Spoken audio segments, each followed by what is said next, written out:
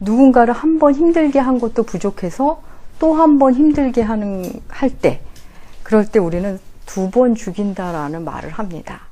이는 은유적 표현이지 실제로 2번 죽는 사람은 없습니다. 사람은 누구나 한 번 죽습니다.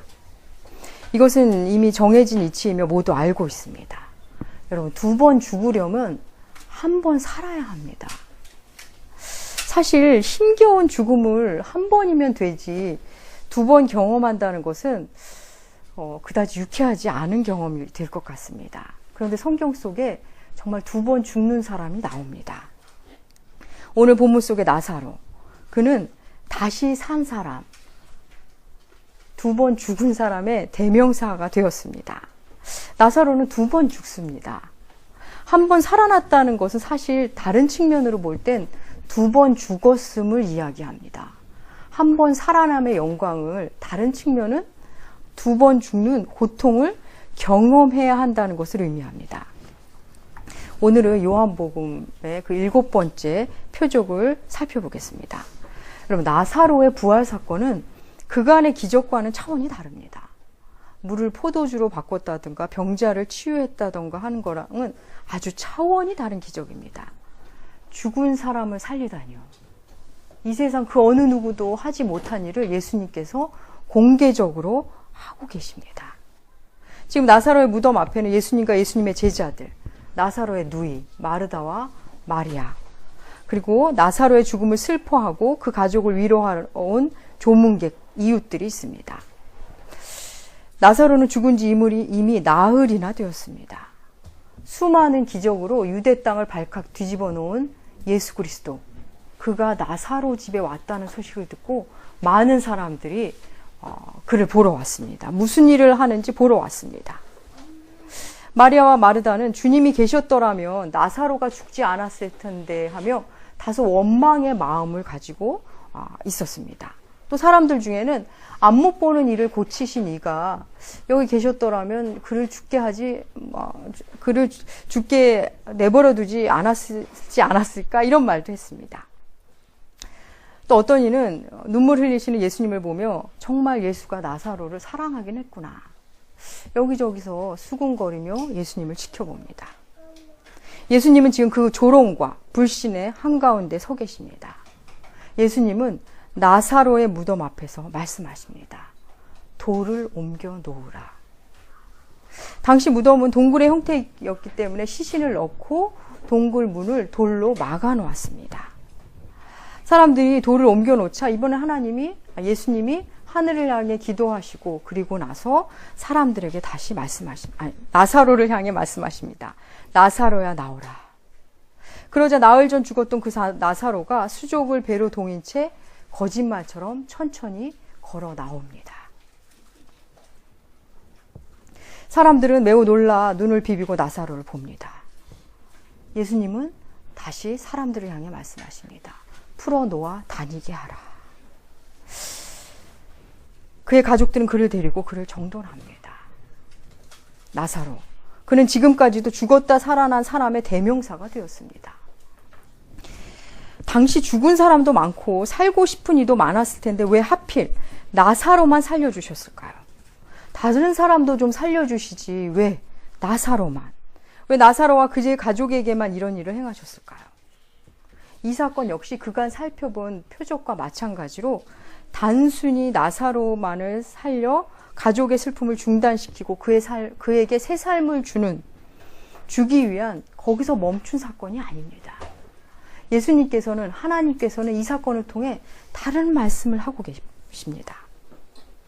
이 역시도 예수님이 하나님의 아들이심을 보여주시는 표적입니다. 여러분, 이 사건은, 나사로의 부활 사건은 앞으로 예수님 자신에게 일어날 일을 표적으로 보여주시는 겁니다. 예수님 자신이 이렇게 죽었다 살아날 것을 나사로의 죽음을 통해 보여주고 계시는 겁니다. 주님은 나사로 외에 다른 복음서를 통해 죽은 자를 또 2번 살리시는 표적을 보이십니다. 하나는 누가복음 7장에서 나인성 과부의 아들을 살리셨고, 마가복음 5장에는 회당장 야이로의 딸을 살리는 기록이 있습니다. 근데 다른 복음서의 두 기적과 이 나사로를 살린 기적은 조금 다릅니다. 가장 다른 것은 앞에 다른 경우는 죽은 지 얼마 안 된 사람들입니다. 그래서 꼬투리 잡기 좋아하는 사람들은 죽은 게 아니라 가사 상태, 일종의 기절 상태였다라고 말할 소지가 있는 그런 사건입니다. 그런데 나사로 사건은 무덤에 있은 지 나흘이 지났음을 39절을 통해 명백히 밝히고 있습니다. 여러분, 나흘이란 시간은 당시 기후로 볼 때, 그곳 기후로 볼 때 이미 부패하기 시작한 시간입니다. 주님은 의도적으로 확실하게 죽은 상태에서 이 표적을 보여주고 싶어 하셨습니다. 우리 11장 6절 볼까요? 11장 6절, 주님이 나사로가 병들었다는 소식을 들으시고 어떻게 행동하시는지 우리 11장 6절 함께 읽으시겠습니다. 시작. 나사로가 병들었다함을 들으시고 그 계시던 곳에 이틀을 더 유하시고. 네. 나사로가 병들었다는 소리를 들으셨는데 이틀을 더 머무십니다. 당시 주님이 계셨던 예루살렘과 나사로의 집이 있는 베다니까지는 여러분 3km밖에 안 걸립니다. 굉장히 가까운 거리죠. 근데 주님이 이틀을 더 유하십니다. 그 유하신 이유가 바로 나사로가 완전히 죽은 상태, 어느 누구도 부인할 수 없는 죽은 상태에서 그를 소생시키시려는 겁니다. 그리고 예수님 자신 역시 완전한 죽음을 통과한 후에 부활하실 것임을 보여주고자 하심입니다. 여러분, 그리고 또 이 사건을 단순히 나사로 개인의 경험에 그친 사건이라면 예수님은 그 무덤 앞에서 굳이 눈물을 흘리실 필요가 없습니다. 왜? 본인이 살리실 건데 우실 일이 있으십니까? 살릴 건데 굳이 눈물을 보이실 필요가 없으셨을 겁니다. 예수님의 눈물의 의미에 대해서는 지난 봄에 우리 교회에서 설교된 바 있는 팔복 설교 중에 애통하는 자의 복에 대한 설교를 참조하시면 도움이 될 것 같습니다. 예수님은 나사로를 살리기에 앞서 25절에서 이런 말씀을 또 함께 하십니다. 25절, 11장 25절 함께 읽으시겠습니다. 시작. 예수께서 이르시되 나는 부활이요 생명이니 나를 믿는 자는 죽어도 살겠고. 예. 그 다음 절까지 읽을까요? 무릇 살아서 나를 믿는 자는 영원히 죽지 아니하리니 이것을 내가 믿느냐. 예수님은 아직 예수님의 부활에 대해서 전혀 모르는 마르다에게 이런 얘기를 하고 계십니다. 나사로의 부활의 표적이 앞서 자기 자신이 부활이며 생명이심을 말씀하고 계십니다. 여러분, 그간의 6가지 표적은 지금 이 표적을 향해 달려온 것입니다. 더욱이 놀라운 것은 이 죽은 자를 살리는 사건에 대해서 요한복음 5장은 마치 예고편처럼 요한복음 5장에서 이런 말씀을 하십니다. 요한복음 5장 21절, 주보 참조하셔도 될 것 같습니다. 5장 21절 한번 읽으시겠습니다. 시작. 아버지께서 죽은 자를 살리심같이 아들도 자기를 원하는 자를 살리리라. 예. 요한복음 5장에서 이미 이런 말씀을 하셨고, 이어서 25절에서 29절도 조금 길지만 함께 읽겠습니다. 시작. 진실로 진실로 너희에게 이르노니 죽은 자들의 하나님의 아들의 음성을 들을 때가 오나니 곧 이때라. 듣는 자는 살아나리라. 아버지께서 자기 속에 생명이 있음같이 아들에게도 생명을 주어 그 속에 있게 하셨고 또 인자됨으로 말미암아 심판하는 권한을 주셨느니라. 놀랍게 여기지 말라. 무덤 속에 있는 자가 다 그의 음성을 들을 때가 오나니 선한 일을 행하는 자는 생명의 부활로 악한 일을 행하는 자는 심판의 부활로 나오리라. 예수님은 나사로의 죽음과 부활을 통해 자신의 죽음과 부활을 암시하고 계십니다. 가장 강력한 표적으로 자신이 하실 일을 보이시고 요한복음 12장부터는 자신의 죽음을 준비하십니다. 요한복음의 이 7번째 표적이 기록된 오늘 본문에서 주님이 하나님께 기도하는 것 외에 사람을 향해 하신 말씀이 있습니다. 그 세 말씀을 중심으로 세부적인 메시지를 살펴보겠습니다. 예수님은 나사로의 무덤 앞에서 무덤 앞을 막고 있는 돌을 가리키며 사람들에게 돌을 옮겨 놓으라 먼저 말씀하십니다. 돌을 옮겨 놓으라. 여러분, 나사로는 지금 죽은 지 나흘이 지나서 어둠과 침묵 속에 있습니다. 아니, 이미 그 자신이 어둠이고 침묵이 되었습니다. 그런데 지금 밖에 돌 너머에 예수님이 와 계십니다. 생명이 와 계십니다. 그분을 만나기 위해서는 돌을 누군가가 치워줘야 합니다. 나사로는 지금 할 수 없습니다. 나사로는 사람, 예수님을 기대하고 예수님을 믿는 사람, 주님께 순종하는 사람, 주께서 뭔가 할 것임을 기대하는 사람이 바로 이 돌을 치워줘야 합니다. 그래야만 나사로가 주님을 대면할 수 있습니다. 여러분은 여러분 앞에 있는 돌을 누가 치워주셨습니까? 불신앙의, 불순종의, 상처와 분노의 돌을 누가 치워주셨습니까? 사람들은 돌 뒤에 마냥 숨어 있고 싶어 하는 사람도 많습니다. 그 돌이 어떤 돌이든 스스로 치울 수 없는 돌임에는 분명합니다. 내 힘으로는 도무지 안 되는 그 돌, 주님은 그 돌을 우리에게 치우라 말씀하십니다. 사람들은 주님의 말씀에 따라 돌을 치웁니다. 그러자 이번에 주께서 말씀하십니다. 나사로야 나오라. 죽은 자에게 말씀하십니다. 시신이 된 자에게, 시신에게 나사로야 나오라 말씀하십니다. 죽은 지 나흘이 지나 이미 부패가 시작된 자에게 말씀하십니다. 생명을 주관하시는 하나님만이 하실 수 있는 그 생명의 명령을 예수께서 하고 계십니다. 혼돈과 공허와 흑암뿐인 태초에 빛이 있으라 하시며 창조의 명령을 내리신 것처럼 사망의 어둠과 공포에 갇힌, 흑암에 갇힌 나사로를 향해 나사로야 나오라 말씀하십니다. 사망 권세를 깨뜨린 예수 그리스도임을 보여주고 계십니다. 나사로가 얻은 생명은, 다시 얻은 생명은 육신의 생명이지만 장차 믿는 이들이 누리게 될 영원한 생명을 예고하는 표적입니다. 우리가 다시 얻을 새로운 생명은 영원한 생명입니다. 예수님은 자신의 부활과 자신의 죽음과 부활을 보여주는 동시에 나사로가 바로 우리들임을 보여주고 계십니다. 이 표적의 정점에 바로 예수님의 이 말씀, 나사로야 나와라가 있습니다. 주의 말씀을 듣고 나사로는 천천히 한 걸음 한 걸음 걸어 나옵니다. 어느 누구도 그에게 다가가지 못합니다. 그에게 가기를 주저하고 있습니다. 그런데 주님께서 말씀하십니다. 풀어놓아 다니게 하라. 근데 이 역시도 나사로가 할 수 없는 일입니다. 나사로에게 하신 말씀이 아니라 나사로를 사랑하는 이들에게 하신 말씀입니다. 여러분, 우리 상상해 볼까요? 나사로의 모습이 어땠을까요? 수건으로 얼굴을 덮고 배로 동인 모습. 썩은 냄새가 진동하고 손과 발은 묶여서 혼자 할 수 있는 게 없습니다. 조금 걸어 나올 그 정도밖에 일을 못합니다. 그럼 그리스도 안에 궁극적 치유는 자유입니다.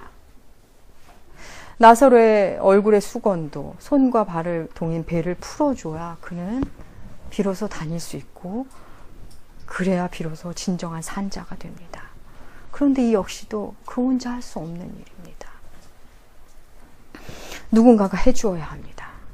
우리는 예수님으로 인해 분명히 새 생명을 얻고 구원의 기쁨이 있는데 여전히 상처에 묶여 있고 세상 가치관에 가려져 있고 이기적 자아에 묶여 있곤 합니다.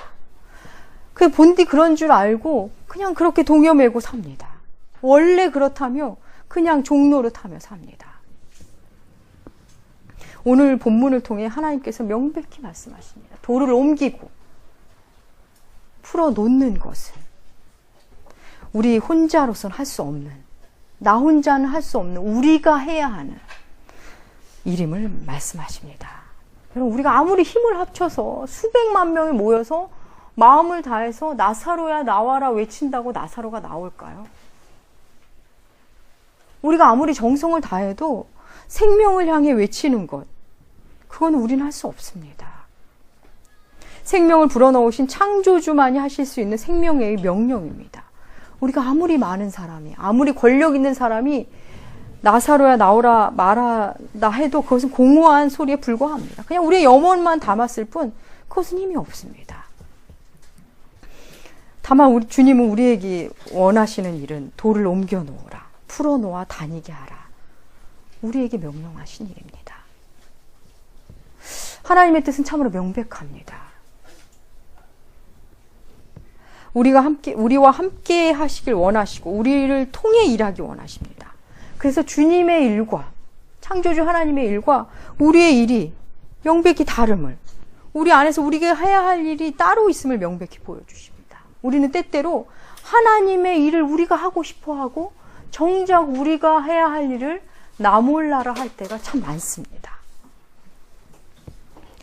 돌을 옮겨놓는 일, 풀어놓아 다니도록 하는 일, 나사로를 사랑했던 사람들이 해야 할 일입니다. 주님은 능히 돌을 옮기실 수 있는 분입니다. 능히 풀어놓으실 수 있는 분입니다.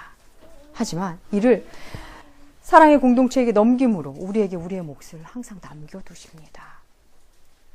예수님이 바로 앞에 와 계신데 돌에 가로막혀 아무것도 못한 채 기다리는 사람도 있고, 나오긴 나왔는데 예수님의 음성을 듣기는 들었는데 여전히 수족이 묶여서 여전히 냄새나는 사람으로, 사람들이 힘들게 하는 사람으로 서 있는 사람도 있습니다.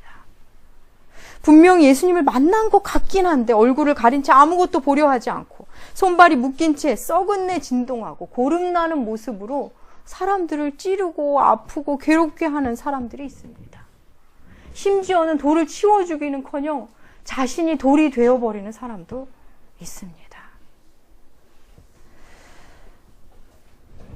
우리나라 사람들은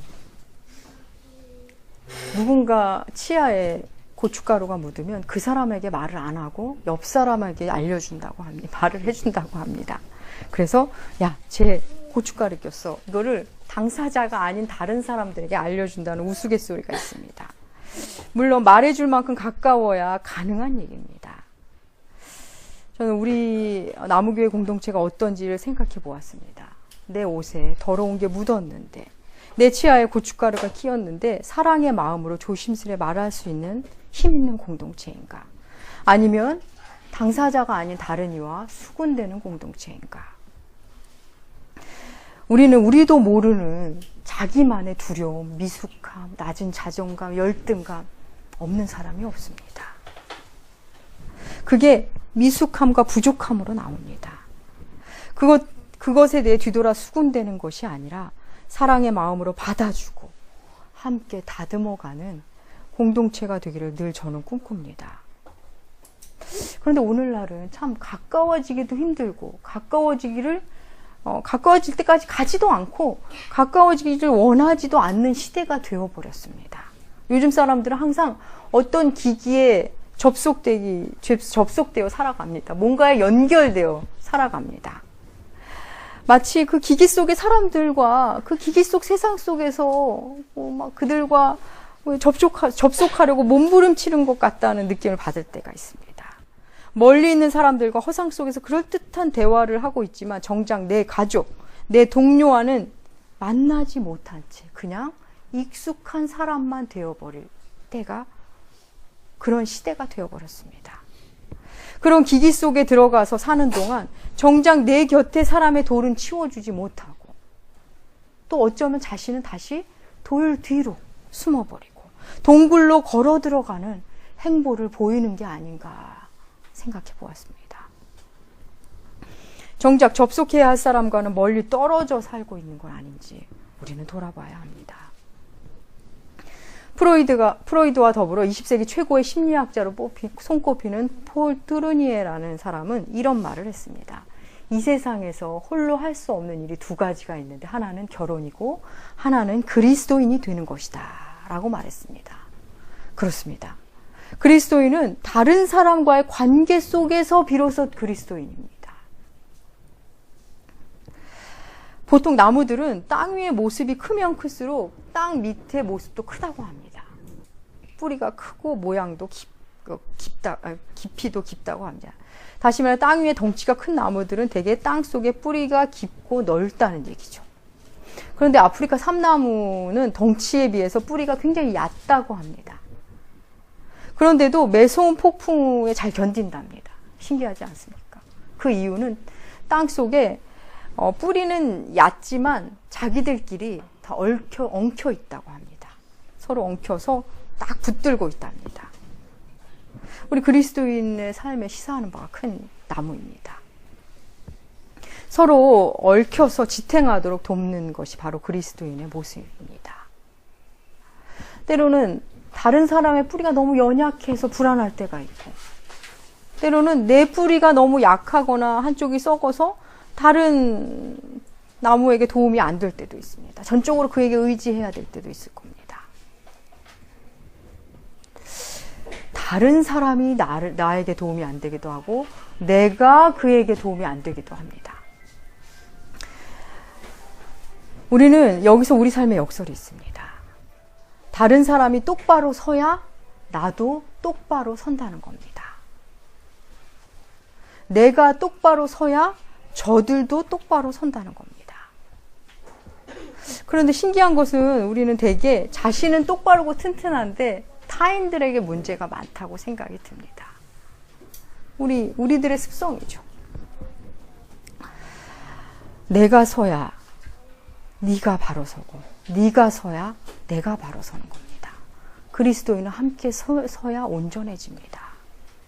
그래서 네가 서야 내가 선다는 걸 알게 되면 상대방을 세우는 것이 곧 나를 세우는 일임을 우리는 깨닫게 됩니다. 여러분, 이 기적 이후에 나사로가 어떻게 됐는지, 무슨 삶을 살았는지 성경은 말하지 않습니다. 그런데 이 일을 대하는 세상의 반응이 기록되어 있습니다. 45절부터 53절까지 보면 이 일로 많은 사람들이 예수님을 믿기도 했지만 바리새인들과 대제사장들은 공회로 모여 예수님을 죽이기로 모의했음을 보여줍니다. 우리 53절 한번 읽겠습니다. 53절 시작. 이날부터는 그들이 예수를 죽이려고 모의하니라. 예수로 인해 살아있는 자, 그를 보더니 죽이려 합니다. 여러분, 사람들은 기적을 본다고 달라지지 않습니다. 기적을 보고 찾아온 사람은 그저 또 다른 기적을 바랄 뿐입니다. 여러분, 세상은 우리가 기대하는 만큼 진리에 관심 없습니다.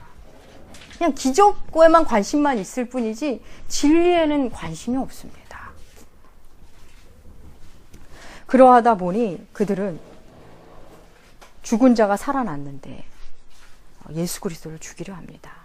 죽은 자가 살았는데, 내가 살았는데 나를 기다리는 것은 내가 만난 예수, 나를 살린 예수, 내 안에 있는 예수를 죽이는 겁니다. 죽이려는 음모가 우리를 기다립니다. 여러분, 예수님은 나사로를 살리시고 당신이 죽음의 표적이 되십니다. 그 은혜가 크면 클수록, 그 영향이 크게 미치면 미칠수록, 귀한 은혜일수록 세상은 우리를 가만두지 않습니다. 그날부터 예수를 죽이려 모의하니라. 여러분, 악한 영들은 아주 성실하게, 아주 창의적인 방법으로, 아주 과감하게 우리를, 교회를 쓰러뜨리려 합니다. 그래서 나사로는 말 한마디, 여기에 그의 말이 한마디도 없지만 그는 존재만으로도 예수를 증거하는 자가 됩니다. 그래서 그의 삶도 평탄치 않습니다. 우리 12장 10절에서 11절 함께 읽겠습니다. 12장 10절과 12절입니다. 시작. 대제사장들이 나사로까지 죽이려고 모의하니 나사로 때문에 많은 유대인이 가서 예수를 믿음이로라.